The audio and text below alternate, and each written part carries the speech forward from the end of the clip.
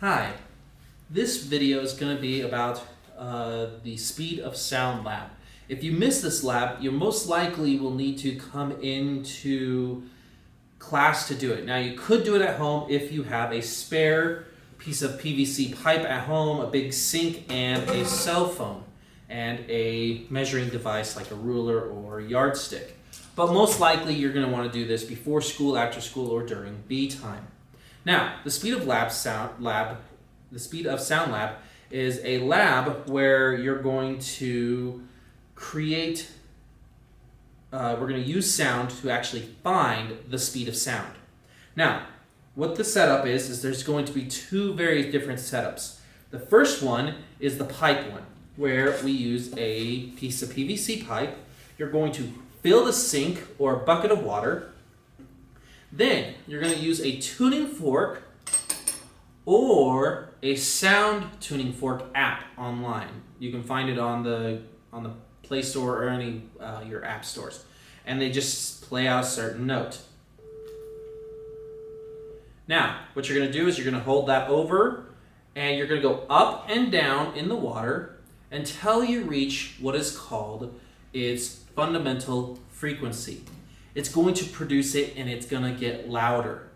Now, this way is very wet, and it's hard to do. Once you get it down there, you're going to measure the length from the water to the top of your pipe, and that's your length. That's a quarter of the wavelength of the wavelength of the pipe.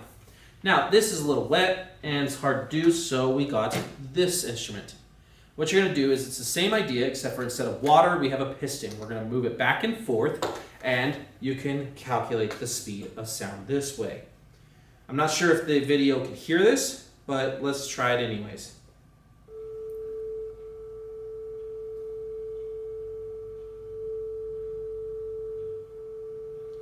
If you can't hear it, it's getting quiet and then louder. This is the quarter of a wavelength. Now again, you're just going to measure how far it is. Then you're going to have to then record also the internal diameter, how wide it is, and record these on your sheets. Once you have that, you are going to then go through the length in centimeters, the diameter of the tube, and then you have to do a correction. This is going to correct that sound produces a little bubble over the top of this pipe. That is going to be corrected by multiplying it by 4/10 or 0.4. Then you're going to have to take the quarter wavelength in centimeters, turn that into a full length in meters, notice the unit change there, and multiply by the frequency. So this one I set on my phone was at 440 hertz. On the tuning fork, it says that this is 256, and I see. So you just take that frequency, multiply it by the speed of the wave, and that, or multiply the frequency times the wavelength, and that gives you the speed of sound.